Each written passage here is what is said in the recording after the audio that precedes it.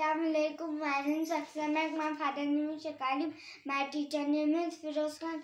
सुफनगढ़ परिषद उर्दू स्कूल लाखों। शिकारी और खरगोश। एक जंगल में बहुत सारे जानवर रहते थे।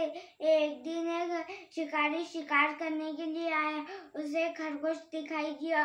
वो उसके पीछे दौड़ा और उसे पकड़ लिया और आगे बढ़ता गया और उसे एक खरगोश दिखाई दिया। उसने सोचा कि ये खरगोश भी ले लूं। वो दूसरा खरगोश बहुत चालाक था।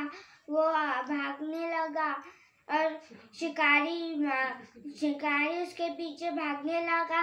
शिकारी थक गया और पहला खरगोश मौका पाकर भाग गया।